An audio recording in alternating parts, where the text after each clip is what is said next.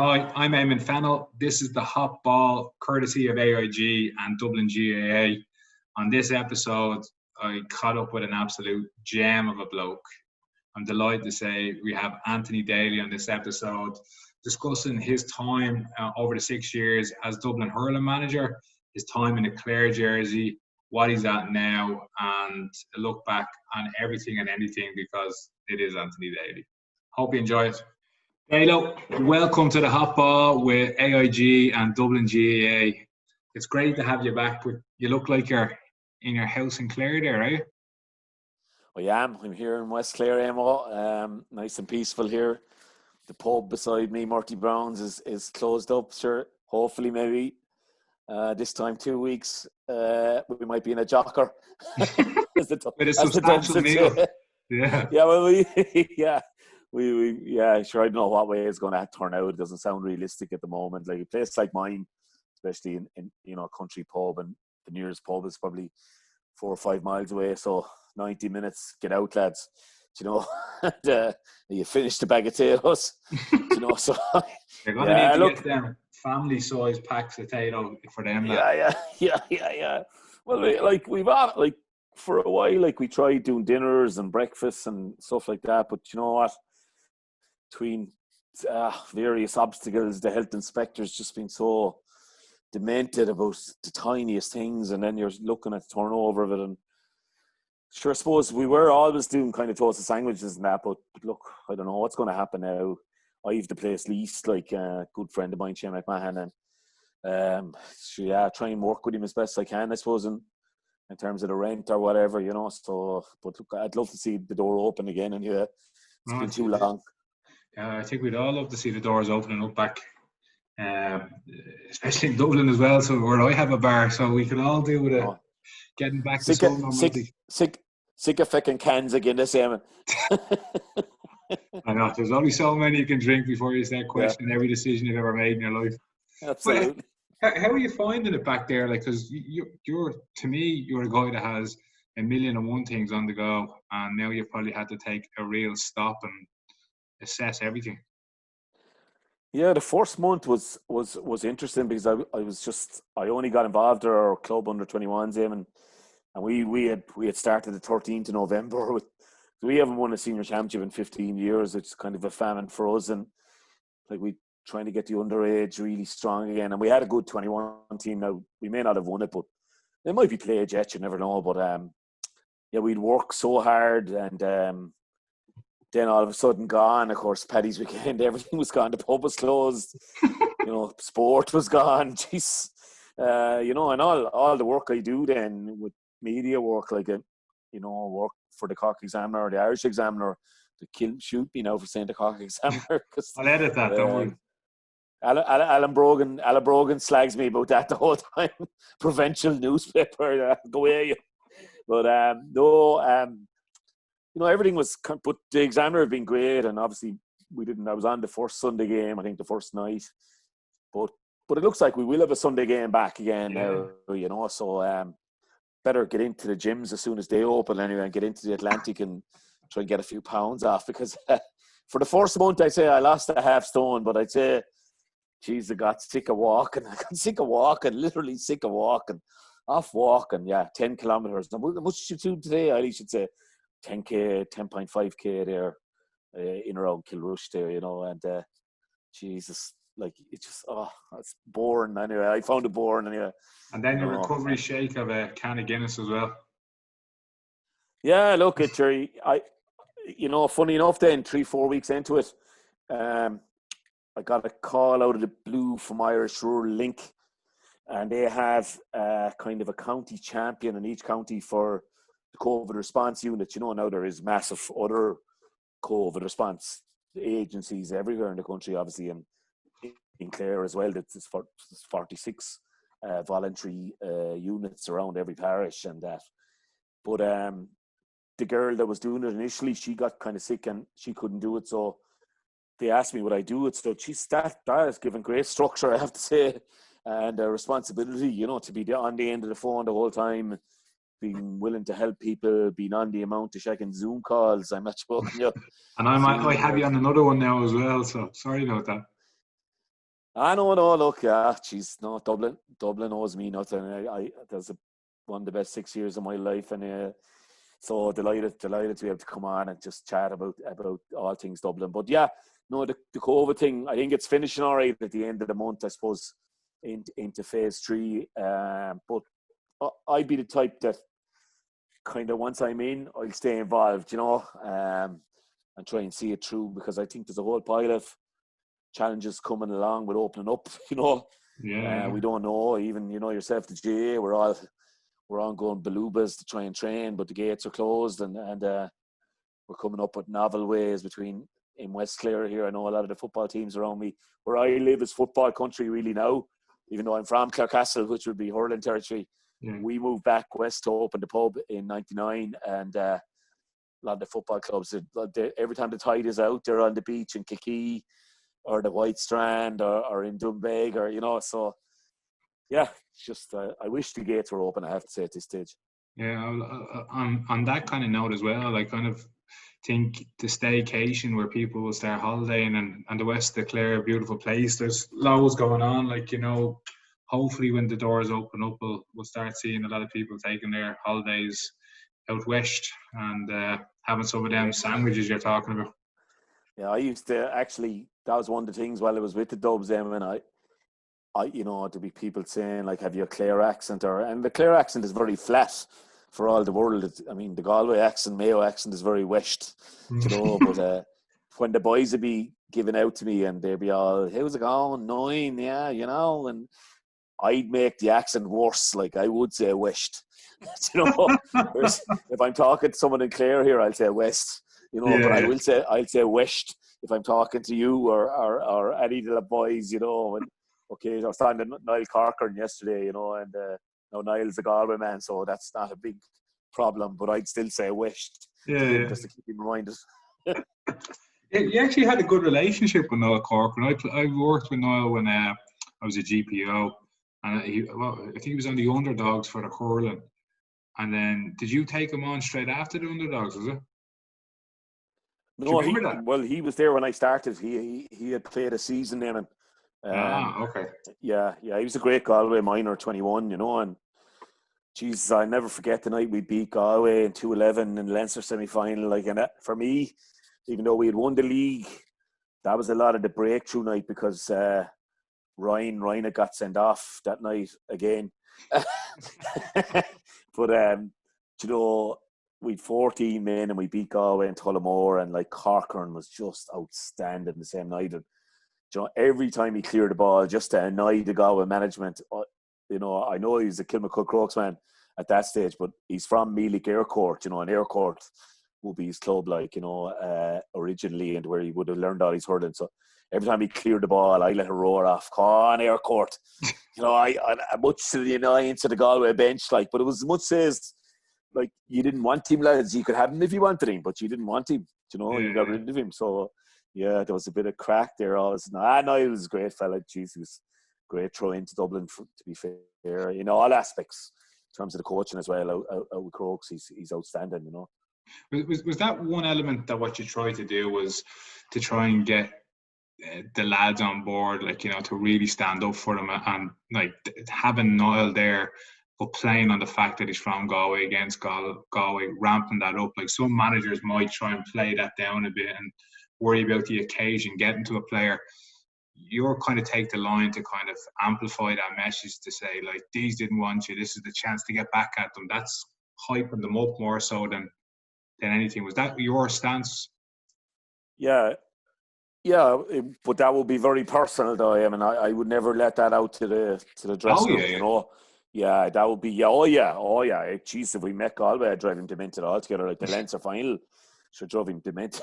I was afraid I was after the overdoing it, But no, sure. Look, it was easy. Yeah, and the same with Ryan, I suppose, with Tip, and I suppose Ryan was never as motivated when we played Tip and Morris O'Brien. We the three guys really outsiders, and Morris would have been instrumental in beating Limerick in the 2011 quarter-final down Thurles, So, yeah, difficult, I'd say, but I always found that Intercounty was very representative, if you know what I mean. The club would be more, for me, kind of beating your own club would be difficult, you know. But inter-county, if a crowd didn't want you, didn't want you, you know. Yeah. And did enough of you or whatever. And especially with lads working and living in Dublin as well at the time. I mean, the commitment to try and go back up and down to let's say in Morris's situation, Gary Spillane, in Niall's situation, Aircourt, and in Dwyer's situation, down to Cashel. Like, so I mean, like that's very hard. Like, you know, inter-county probably you would do it, you know, and loads of lads do it, but club level, it's Jesus. And maybe some of your own club lads mightn't be turning up. You know, you go down and maybe there's 12 at training, and you're after coming from Dublin. So, no, yeah. But that'd be very personal with me. I would never mention that in the overall. As far as I was concerned, no more than myself, they were dubs, you know. Yeah. Mightn't have spoken like a dub, mightn't have eaten like a dub, mightn't have drank like a dub, mightn't have talked like a dub. But, you know, you were a dub. If you enlist, you must drill. That was my attitude. And while you said you were going in and you were going to be with us, that was the end of it. You were no longer a Galway man, a Tip man, a Limerick man, a Clare man. You know, that was it. But you got out of all them players there, you got the best out of them. And I've kind of seen in some other counties, both football and mainly football, not as much hurling now, but when there has been players from different counties playing for other counties, they can nearly be ostracised, you know, and that's just either the team not accepting them or the management haven't been able to kind of gel them into the rest of the squad. But for like Morris, Ryan, Niall, them three lads were pivotal players for you, and like the team all responded and bought into them. And I think that's an unbelievable trait that you have to be able to gel them all together. Well, like, there were three very different guys, you know, and they're three great mates, obviously, but three very different guys. And that Morris came, and Morris nearly should have won the Weight Watchers of the Year award the year he arrived, like, because I think we're all in competition for that now, aren't we? Yeah, we're all, yeah, definitely at the moment. I nearly win it if I can get back into a couple of the suits I got into for the Sunday game last year. But we have a few weeks to work on it. But like Mossy was, Jesus, he was nearly obese. But geez, I never saw as much weight come off a fella as fast because 100% effort. Whereas Dwyer, you know, Corcoran was the ultimate professional kind of guy, you know. Dwyer, you know, had a big issue with leaving Cashel, which, yeah, you could understand, you know. Could you not hurl with Dublin? And yes, and in fairness to the Dublin County Board, they were strong on that you must join a club in Dublin if you're going to play for Dublin. So I think that's a good idea. And to micromanage in lots of ways. In a kind of a great old way, though, you know. There was never really a crossword. Like, if there was a crossword, it was coming from me. Now, he might question something and he'd get a double crossword back. So, you know, in that way, he was a great guy. But the other two were quieter and more head down, but they brought serious steel to the equation. I'm not saying the Dublin lads hadn't steel. Don't anyone tell me that a fella like Liam Ryan or Kevin Rasher Ryan hadn't steel. Jesus, yeah. They'd cut your throat, Stephen Heine. But you know, they just brought that certain, I suppose, country way of doing things, and that's an awful thing to say in some ways. I know, but I know what you mean. Like, and I don't mean it in any. There was a bit of cuteness, if you know what I mean. Just that little bit of know-how. Mossy had won Harty Cups with St. Coleman's. He had won 2 All-Ireland under-21s with Limerick. You know, and while he'd be filthy in training, like, he'd be a serial fella for giving away frees. And so would Dwyer. Corcoran wouldn't now. Corcoran would be very calculated and, you know, he'd be very disciplined and very professional, as I said. Two boys would be desperate for giving away frees. Like, and I had to call them out on it. But they still brought a whole pile in terms of lads around them, I say, saw them in training and said, that's the way to do it, you know. And I think there was a help. You know, I didn't mean it to be a help. I didn't look for these guys. As I said, Niall was there. Ryan expressed an interest because I think Liam Sheedy had got rid of him after 2009, and so Ryan was teaching in Dublin and expressed an interest maybe in getting back in the inter-county scene. So, geez, it was a no-brainer for me because I'd seen him at underage, I'd seen him at colleges, and what he brought was something different to a lot of county teams. Yeah, could have done with Ryan O'Dwyer. Like, a lot of them Dublin players that you had on the panel had been playing with each other since since God was a boy, like, you know, from a very young age, like, you know, having played each other against club, coming up through Dublin colleges, up through development squads, and they probably know one another. And then I've always found this, when you bring people that haven't been really core to the setup in, you know, there's learnings you can take from these players. There's different ways that they do things, and like, as I said, you got the best out of them. You brought them in. Where I've seen players go into other counties or into other club teams, and they haven't been able to gel and develop and show their strengths, so that can feed into the team. There's a great story I want to tell you about Ryan O'Dwyer, though. My first encounter with him was in Copperface Jack. I was going to say it had to be in Coppers, like. I was at the bar with him and Paul Collins, and he turned around and said, "What do you want to drink?" I said, "Dealer's choice, whatever you're having." He shouted up to the barman and said, "Can I have 2 Ryan O'Dwyers?" I still don't know what was in the drink, but we had it, and then he gave me the biggest, sloppiest kiss that I've ever got in my life. Made my wife a bit jealous, to be honest.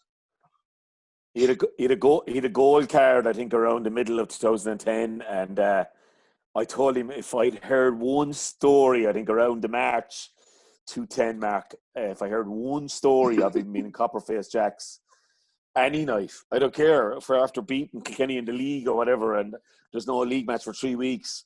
But if I hear you were in Coppers, I says, you're off the panel, like, sure.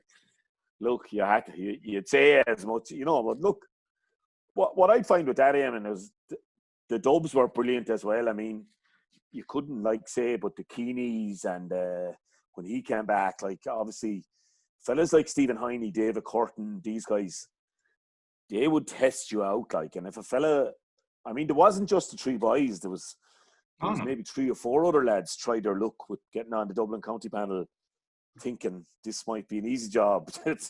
You know, sure, I'm from such and such traditional county, and I might throw my lot in with Dublin because my own crowd don't want me. But like, the boys would, so they weren't good enough, number one, and then the lads would absolutely test them to the limit. Like, I mean, I saw Stephen Heine putting in tackles on the likes of Ryan O'Dwyer, and the only reason you'd know then that they accepted the likes of Dwyer, because he'd stand up to that, you know, and he'd come back for more. And then the likes of Heine would say, yeah, this fella's a real one. So, yeah, he's a keeper, you know. But even though he was a bit of a messer in some ways, but he'd give you everything then when it came to match day and training as well. Like, he was a great trainer, I'd have to say. He didn't like some of the ways I used to do things, but he, in terms of the matches and training, but he'd go sure as strong as he would in a Leinster final, like, he'd be animal, like. But you had in that squad, like, I was obviously lucky enough to be around a few different events that we were doing with the footballers and hurlers, and I remember, like, the crack that the lads were having with you, like, you know, it was just unbelievable. And I remember I was interviewing Mikey a while ago. I remember Nolly, we were at a gig, and Nolly and you were having a bit of banter. I was like, "Jeez, I'd never talked to Pat like that." But now, in fairness, you were giving more than you were taking, and the joy on the lads' faces, like the hardship that these guys went through for so many years, and probably getting overlooked by the footballers in so many ways. That's all seemed to go out the window when you came in, and there was a new sense of energy. There was a new kind of, Mikey touched on it, there was a bit more belief than what was there before. Yeah, I suppose, Emo, you know, the very first training session I think was down Thomas Davis, you know, on the Astro, and I just thought their hurling was so slow compared to what I'd be expecting at that level, and Jesus, I just went through them afterwards, you know, I savaged them, I have to say, and I'd say they all went home. We probably brought 40 guys in, as you do at the start, you know, and they went home saying, this fella's freaking mad, like, you know, it's going to be a hardship with him. But that would never be my way. Like, I was clear captain for 8 seasons, but I would always be one of the boys, you know.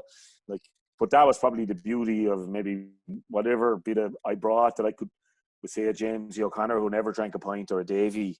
I could go for a game of golf with them, but then I could have the crack with the other lads, you know. So I like to think I brought sort of that atmosphere to my managerial time, even with Clare as well, and you know, even with club teams I was involved with. But, you know, once fellas are putting it in, I think it's crucial that you let them have the crack. And I wouldn't like to be the dictator either, you know, that kind of way. And when we used to go off on the training camps, and we went to Portugal a couple of times, and one year when the plume was in the sky, you remember that Oh yeah, Icelandic the eruption volcanic crack? cloud. Yeah. Yeah, we wound up in Castlebar, and talk about a week's brilliant training, but the crack as well. And of course, drink was sort of banned in lots of ways. Now we might let them have one night out, you know, but we would make them do plays and stuff. And Jesus, like, they'd take the piss out of me more than anybody. Like, you know, like Nolly sure would, you know. And Nolly wouldn't be the slimmest guy on the panel now. Let's face it, like, you know, he wasn't Peter Carton, like, in terms. But Nolly'd have a pillow up under his Dublin tracksuit, like, The winter taking me off, like, you know. And Paul Ryan then from Bowden was the king of the mimics. So they look, yeah, we had great crack, and I always believe there's a time and a place when you're back training, you know, and coming up to serious stuff. And they had to learn that as well. I at the start, like, I just couldn't believe the laxness from what I was used to with Sherlock Clan and my time as Clare manager even. And of course, my time as Clare manager, I would have had Brian Lowe and Shawnee McMahon, Colin Lynch, Davy Fitzgerald, you know, guys that I would have hurled with, but knew the regime that we'd gone through, and the younger lads picked up on that. But when I came to Dublin, I just couldn't believe the kind of, you know, the general lads, who are we playing today? Like, Cork, is that? You know, there was a bit of like, whereas I'd been there for Cork, Jesus, you die roaring to beat them, you know? Yeah, but like on that, so like for me, training camps were always a bit of crack because there was always that allure that you might get a night out and a bit of a bonding session. They seem to be very, like, I wouldn't say they're out of the game, but they're definitely far and few between. Like, you know, but for me, it's a great way of building that rapport with people when the barriers are down. Like you're like, what it kind of sounded like to me was you needed to get these lads up to speed very quickly. And what better way to do that than immerse them into a big training camp where you can hammer them on the hurling drills, get their fitness up, call out what needs to be called out. Then at the end of the day, when you step off the pitch, you park it. And then you can kind of break down them barriers to start building that relationship that you did over the 6 years. Was that your kind of mindset going into it? Yeah, I'm not sure, Eamon, I had any definite mindset going into it because I didn't know what kind of a culture I was going into. And it was a culture shock, I will say. But very quickly, you knew they were very genuine guys, you know. They were the guys that would do anything. They wanted Dublin. And remember as well, when I did come in, I wasn't coming in taking over a county that were in the Christie Ring or the Joe McDonough. I mean, these guys were, although they suffered an awful defeat, I think 2 years before I came to Westmeath, which they still talk about. I was actually doing radio commentary for RTE the same day. But they were beginning to show at underage that, you know, the colleges, combined colleges had won in All-Ireland, the minors had won Leinster, the 21s had won Leinster. So there was a pool of talent. So, but I didn't really know what I'd find. And it was a culture shock for me, but quickly got over it because I believe as a management, we set standards, you know, and, you know, it was great. Like, even that first year involved, like, Dublin, I don't think had beaten, Jesus, not talking shit about myself now, Eamon. But, you know, the target was maybe to take down a scalp in Leinster, which would be Kilkenny, Wexford or Offaly. And obviously Kilkenny would have been the way most difficult at that. Like, they were in their absolute prime at the time. And you have to remember the year before I came in, they'd given Waterford that unmerciful beat in the All-Ireland final. Like, they probably peaked that year. And so we drew Wexford. We beat Antrim first, and then we had Wexford down in Nolan Park. And you know what? Just like to win that day was massive. And I'll never forget Liam Ryan and Kevin Flynn, two former club mates, your own. And like, great. What you know, and Flinner, I think, is in the States now. But like, what it meant to Flinner. Yeah. You know, there was tears in his eyes, like, after the match, and I'll never forget. I mean, a Clare man involved would have half expected to beat Wexford at the time, to be honest, with the talent I saw in front of me. But it's that mental barrier, you know, that you have to get over. And the two boys embracing in the dressing room in Nolan Park that day said to me, geez, you know what, this is a huge day, really, you know. Even though they were in the twilight of their careers in loads of ways, but what it meant to them to, and we got into the Leinster final and we were only beaten 2 goals by Kilkenny, I think 19 points, but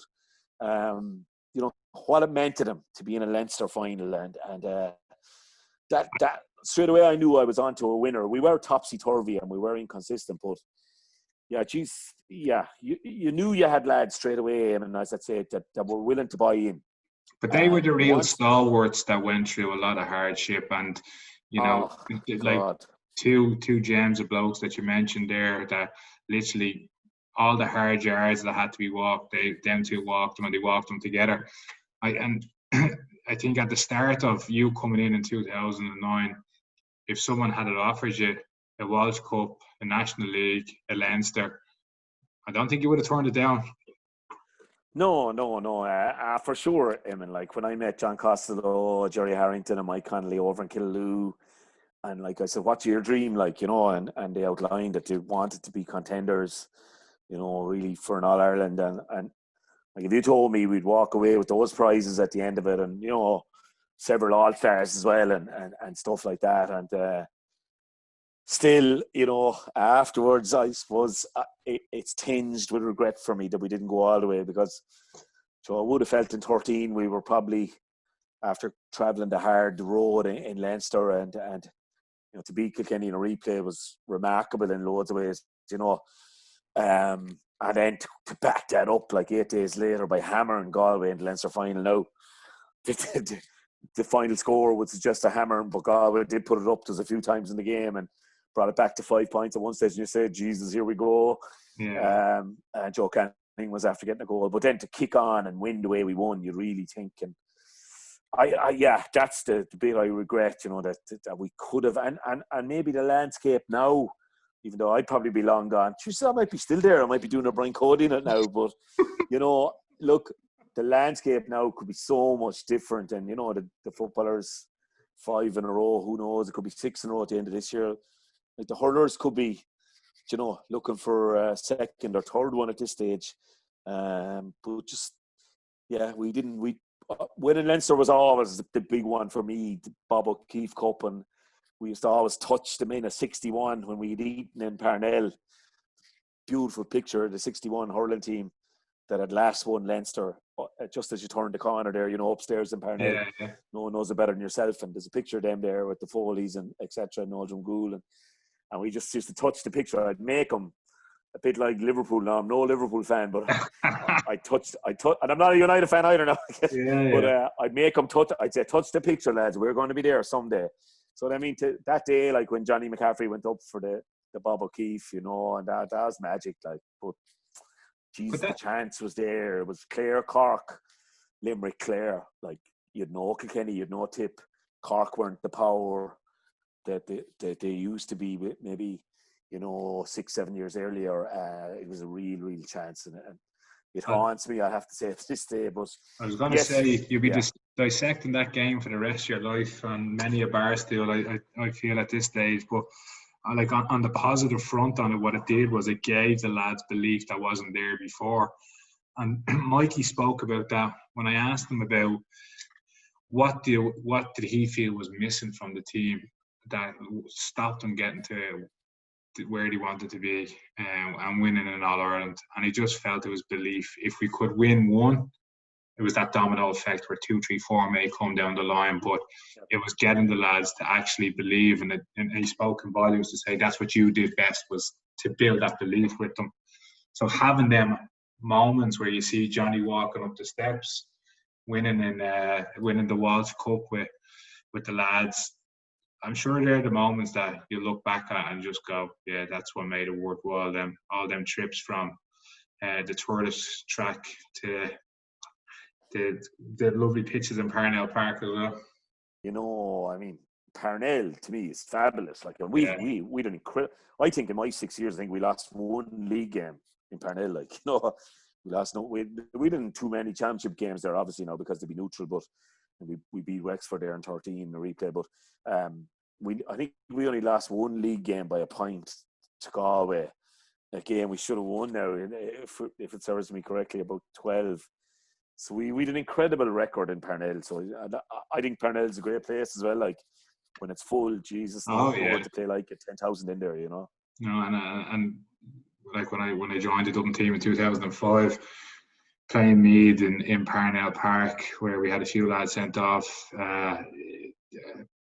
It was 2008 was the game, but them games from 2005 in O'Byrne Cup, and then you remember them so fondly because of the atmosphere, the hype. You could hear people and just going to Dublin games when you're younger. And I think that always resonates with players as well. When they've been around, they've wanted to get onto, like everyone wants to get to Croke Park.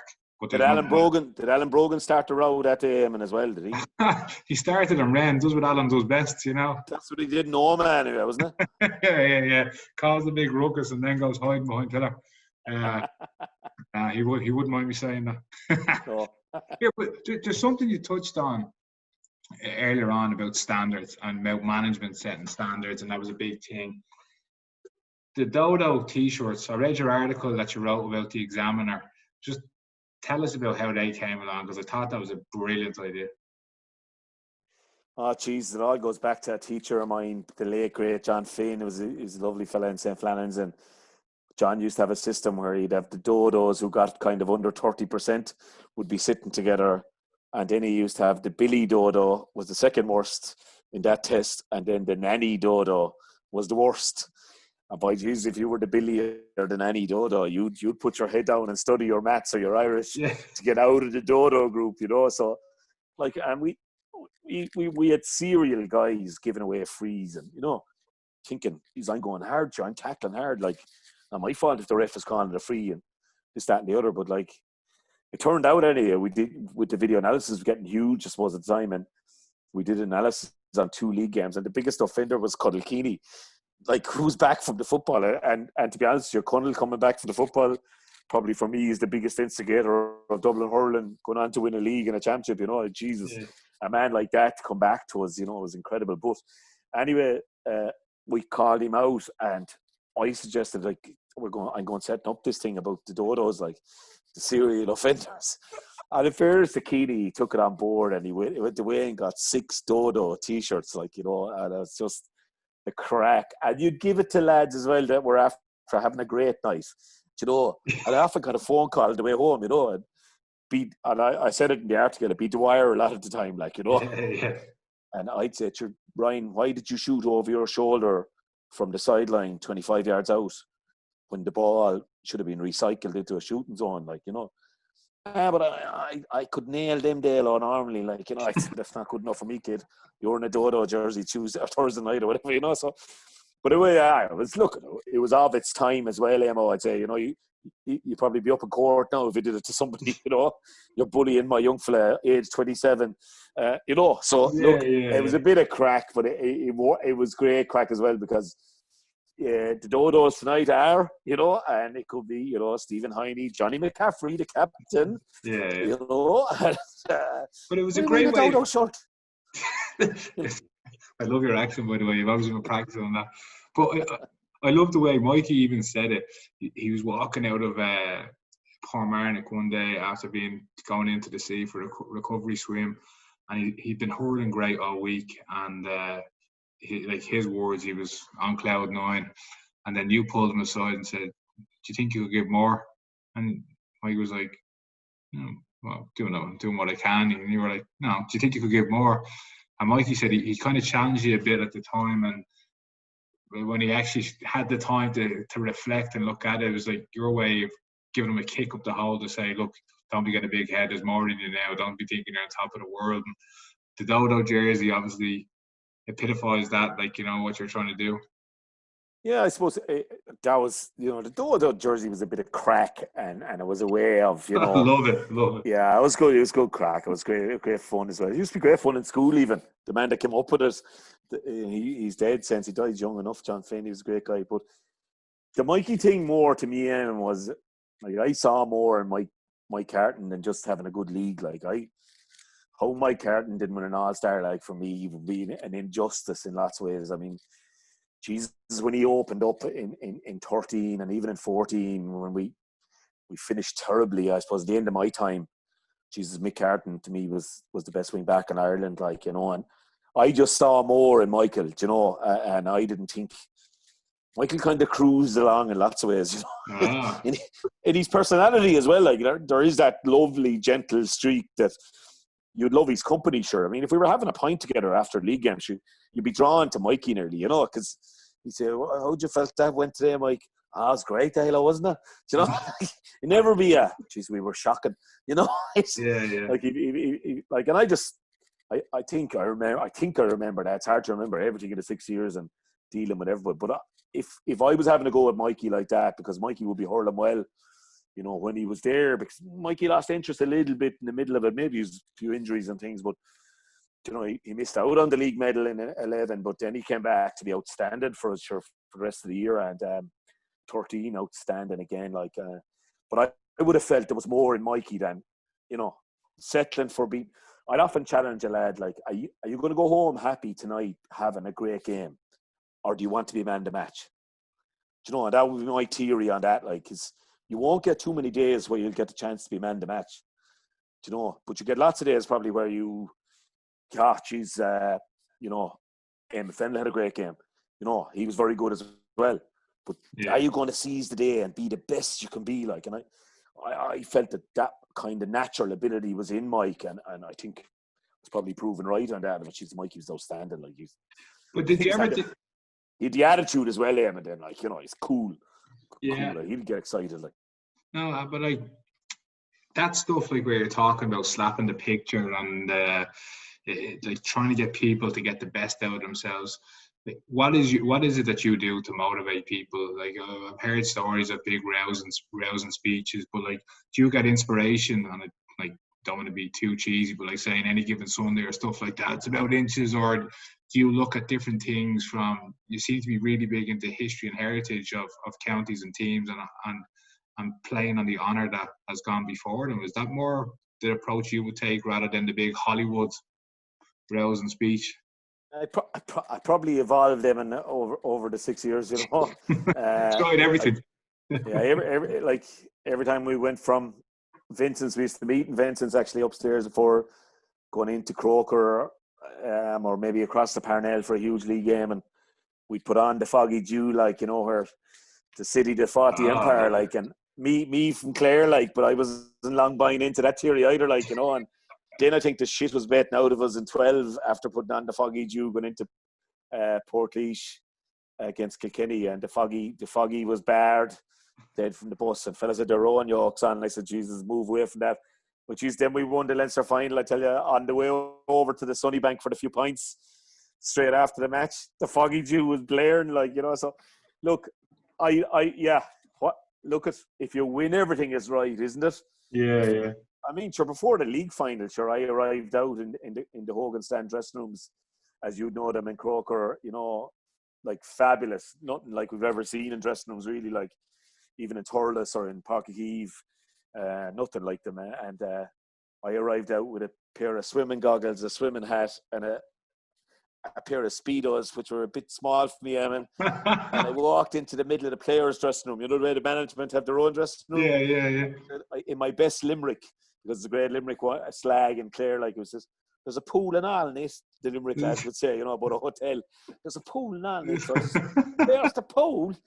I think Maurice O'Brien was the only one that probably got the joke element. But I remember Keeney looking at me, and I remember we going for a few beers the following day with the late great Andy Kettle up to North Dublin, up to his country up there. Kettle's Bar. Yeah, Fingal Ravens, is it? That Fingal club? Ravens, yeah. Sure, Andy captured myself in Stakelum, and we brought the wire just to keep him out of harm's way with us. Because it's easier watch him than not watch him and hear about him. And I remember that night, like, we came back into the city, sure, we were having a great night, and we had a few weeks to the championship, and we were going to enjoy it. Like, I remember Keeney saying to me, like, I've never seen the likes of that stunt in my whole life. He says, Jesus, tell you one thing, it's a good thing we won that match. He says, I'd have been walking off this panel. He says, and I said, I thought you were a bit too tense, Cuddle. I said, I felt I needed to lighten the mood a small bit, like, you know. You're certainly lighten the mood anyway. He said, you know, sure, if it backfired, you were, you know, and other days then you'd rant and rave about, you know, what are you about? What does this mean to you? What did your club mean to you? What did your family mean to you? You know, so, oh, geez, I tried everything. If literally everything. Yeah. But then the sports psychologists as well, you know, from dealing with Declan Coyle, Liam Morgan, like Gary Keegan, the man that headed up the boxing. Yeah, great guy. And Gary very rarely dealt with the players, but he dealt with the management. Like, I remember when we drew with Kilkenny, we had one of these, you know, not a Zoom call now at the time, but one of these conference calls. Yeah. Richie set up, and Gary was on it, and I was kind of saying, fucking lads, we had them beaten, like, you know, jeez, how did we let Reid in for the last point? And, you know, and Gary just cut in, he says, Dalo, is that the way you're feeling here?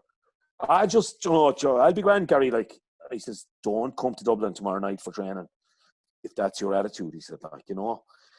And like, I distinctly remember going back the following day, threw myself into the Atlantic, probably had a few pints on the Monday night, and threw myself into the Atlantic on the Monday and said, boy, Jesus, you're going up tonight saying we're beating Kilkenny in this replay. That was the brilliance of Gary Keegan, you know, to step up to the plate. And we had, you know, great guys involved. And as I said, I evolved, I suppose, no more than anybody. And I was probably better at it at the end.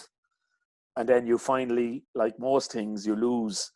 And we lost the tip in an Ireland quarter-final down in Thurles. And you've done 6 years. And the natural thing, probably a few players as well that maybe weren't getting their place as often as they'd like. We're getting a bit itchy, you know yourself, the way it can go, like, you know. And I felt a few rumblings, and I just said, look, I've never had a bad day here, really. I've done loads of bad days on the field, but in terms of getting on with people, I've had no real bad time. So, yeah, I felt it was the time to walk away, and it was all over so quick. But, yeah, you probably are better at it at the end of it than you are at the start, for sure. You spoke about walking away there. Obviously, a really tough thing to do after going through 6 years and winning a Leinster, I think, for the first time in 65 years, and a World Cup and a National League, and all these things really matter to lads that have been there and have actually beaten Kilkenny underage and just haven't been able to do it at a senior level. So moving away and actually taking time to reflect. I know you've gone into like club work and all that kind of stuff, but there was rumours when Pat stepped aside that your name was thrown into the hat there. Did you ever get the itch to come back, or is that something you want to scratch? Yeah, Jesus, I did. And I suppose, you know, got a couple of phone calls to know would I have any interest or put my name in the hat. But in fairness, I suppose they went for Ger Cunningham. That started off great. It didn't finish up too good, I suppose. And then Pat came in, which was a kind of a completely blindside thing that anybody would thought. Pat Gilroy would come in with the hurlers, and but he did a great job, as he would do, of course. Big, you know, great professional, I suppose, and really organised. He's just that asshole that's good at everything, isn't he? Yeah, he is. But you could still have a pint with him now, couldn't you? You know? Yeah, that's a big one. Like for me, like some of these guys, you know, geez, would you like to have a pint with him? No, but Gilroy would be just probably a multi-millionaire, win everything that he goes at, and you still like to have a pint with him. So that's and the rows we used to have, like, over players, and Jesus, war, like, but then we'd have a row and it'd be over. But you'd have a row with another manager and it would linger, you know. So that was Pat, and Pat did a great job. And now they've gone for Matty, and obviously Matty had huge success with Kula, you know. So, and then Matty last year, I was at the Galway game, and what a win, like, to come out of Leinster. And then for it to go wrong against Laois, I suppose, you know. So, I'm sure we don't know what way this year will go. So, hopefully it will drive on. As I said, I got involved at Crokes 2 years ago for a year, because it was going to be. But like Richie, we involved at Crokes, and also our doctor, Professor Chris Thompson in Beaumont there. And they pulled the heartstrings, and I got involved. And yeah, geez, we had a heartbreak, you know, the first year with the replay. Geez, losing. What a game! What a game! And yeah, there were two brilliant games, Eamon. Like, you know, draw and replay, like, they were just incredible games of hurling, and typical Bowden, great club though. They stood up and they especially going up against your own mate Joey, like, you know, that must have been, they got games like that have a bit more meaning and give it a bit more bite. Yeah, I'd look at Joe Fortune's a top guy, and he's a guy I believe should be given a shot at the Dublin job in the future. You know, I think he's a great guy, you know, and what he has achieved at Bowden, like, that was an aging team in lots of ways, and we were the hot favourites. We'd knocked out Kula yet the defiance came out, of course, and the likes of Heine and Keeney and Curtin and Lambert and Durkin and all the fellas. And you know what? And after that replay, as heartbroken and all as you are, because once you enlist, you must drill with a club or a county. And I was a Crokes man for those couple of years. But, you know, even going across to that dressing room and they're singing and dancing, the respect they showed me when I went in as the losing manager. And I remember distinctly saying, I would have won nothing or I would be nobody only for you guys. You know, I'm looking at the faces here in front of me, you know, and that's that Bowden are a great, great club. Like, and I affectionately used to call them Junction 12 because Crokes was Junction 14 on my way down the M50, you know. Yeah. But look, we could have won. We had a free to win it the first day. Gary Maguire should definitely got a red card the second day. I love Gary at the same time, you know. But look, that's sport. That's sport. We get involved. We give it everything, and you get an outcome eventually, don't you? Yeah, and like you sound like you're at that stage now where you're itching to get back. You've just been. I'm actually like yourself now. I did a podcast this morning for the Irish Examiner with the great John Connolly of Castlegar, Galway, legend, like, and I'm actually enjoying that side of life now, the media work, you know. Maybe there's only a certain lifespan in that. I don't know. I did 9 years inter-county management, which is 3 with Clare, 6 with Dublin, which is probably nearly unheard of to stay in age. But I started young, of course. I was still hurling with the club when I took over as Clare manager, so it was a bit mad. Like, I probably started too green, but you never know. I don't know. You know, that's the way I'd look at it. I'm quite happy at the moment. I'm looking forward to going to the Boar's Head for a pint after the All-Ireland hurling final on the 20th of December. Yeah. You know, so like the biggest piss up in history. How mad would that be? We'd be home for the Christmas dinner, you know. So look, yeah, and we, ironically, we were the 25-year team from =95.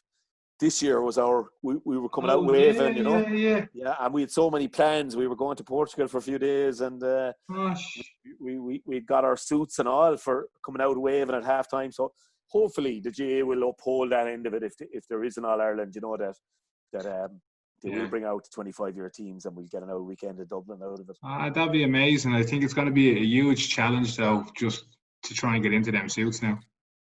Tell you one thing, there's a bit of Atlantic swimming to be done, and a bit of running and walking. Well, running now has gone beyond me, but walking is probably, yeah. Someone said to me one time, "What are you going to do to lose the weight?" And I said, "Geez, I don't know." And he said, "It's like this." He said, "To shove back from the table and shove into the gym." You know, so it can be done. It can be done. Yeah, baby steps. You don't want to push yourself through too much hardship now when it's already tough times. So, baby steps. Oh, look, Dalo, I have 2 more questions if you just do me the honour of answering them. The second last one is just your favourite player you've ever played with. Oh, it's an easy one for me, Ian. And Brian Lohan will be the favourite player. He might be my favourite player on the flick and field. He wouldn't hand pass the ball if take away from one of his own clearances to save his life. But he was an inspiration for us. Like, I mean, we were blessed with Brian at 3 and Shawnee McMahon at 6. We had the best full back and centre back in the game for possibly 30 years, I'd say. And but Lohan for me would swing it. Lohan was an inspirational, I have to say. You know, Jesus, like we had the same 6 backs, 7 guys manned the 6 backs for about 8 years nearly. That's fair going, like, at inter-county level, you know. Yeah. And Brian, while I was captain, Brian was the leader in loads of ways. Easily, Brian Lohan is my favourite player, yeah. All right. Your favourite player you've ever coached? That's murder, like. You can't be asking that to a fella. Oh, I've asked it.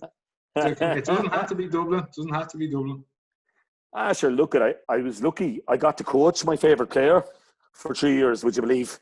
And they stayed with me. Shawnee and Brian. When I quit with Clare in 06 after doing 04, 05 and 06, the 2 boys retired as well. So there was an awful bond between the 3 of us. And I suppose it's a pleasure to coach them. And yeah, that Clare team, I have to say, Tony Griffin, Tony Carmody, they were great guys. But the Dubs, you know, there was so many. Coach Stephen Heine mightn't be the most skillful hurler, Eamon, that you ever dealt with, but he'd go out through the wall for you, like, you know, and he inside ejected himself, checking his bloods for diabetes at half time. Like, what a warrior, like, you know. But I would say if I had to pick one of them, and this would be very unfair because I'd be very tempted to go for Johnny McCaffrey. I thought he was a brilliant captain. You know, he really, while he wasn't probably the quickest player, a bit like myself, he was a great leader. He trained like you'd love. But if I had to pick one of them, I'd have a soft spot for Dotsy, I'd have to say, who you probably played football with. The Dots is a special guy, and I think, you know, him coming back, as I said about Connell coming back as well. You know, but the Dots, there was just something about him that made him special, I think, and coming from the marks of Tala and being, he was a brilliant player as well. Like, he was an absolute brilliant player, but you could say anything to Dotsy. You know, you could actually absolutely shoot the breeze with Dotsy about how bad we were and why are we so bad, Dots, and what can we do to make this right. And we would have a grown-up conversation about that. You know, even though manager to player might seem weird, but we would have a proper, deadly on, straight on conversation. He was a special bloke, and you know, he is a special bloke, and you know, I would have lost contact with a few of them, but you'd always have the out texts and that's every so often. We have a great picture after beating Kilkenny in the replay. The two of us with our arm each other coming down the tunnel, our arms around each other coming down the tunnel in Portlaoise, and there's one I have up behind the bar down the pub, you know. So yeah, I picked Dotsy over the rest of them. Yeah, no, Dotsy was, for me, was always one of them players that has magic in his boots that can just change a game and make something out of nothing. But also, as you said, I've been in a dressing room with him, and I've never met a person that's gone, oh, he's an asshole. You know, he just gets on with everyone, and he has a lovely manner and demeanour about him, which I think transcends through the team as well. So, One year, Eamon, just to finish, not to be delaying you all night. Oh, you're right. One year we had Declan Coyle in as the psychological coach, you know, the sports psychologist, whatever. And Declan got to know all the lads. He was great. He came to Portugal with us and all that year, and he christened Dotsy the Dalai Lama. So if there's higher praise than that, I don't know of it, you know. So that sums up the Dots for me anyway. Yeah. Well, all the lads with the Dodo t-shirts, and he had the Dalai Lama t-shirt as well. So yeah. Dodo t-shirt. Dotsy never got a Dodo t-shirt. T-shirts bet. Well, look, Dalo, I really appreciate you giving up the time, because I know you're a busy man, even though you're not doing as much analysis or punditry or bar work that you'd normally do, or even coursing, but still at the same time, the role that you're taking on with declared champion for coronavirus and all the media work that you're kind of still doing with the Examiner and all. It's been great to catch up and give me an hour of your life. So I hope you enjoyed it as much as I did. I'm sure we'll have a pint one day, hopefully in the not too distant future. Yeah, and then we can start the exercise plan after that. Absolutely, and look at we'll have the pint in, and we won't have the Rhino Dwyer special. I think it's banned from the menu. But yeah, I don't want to after that anyway. Well, look, Dalo, cheers. Thanks for your time. Thanks a million, Emo. Best of luck. Talk to you soon.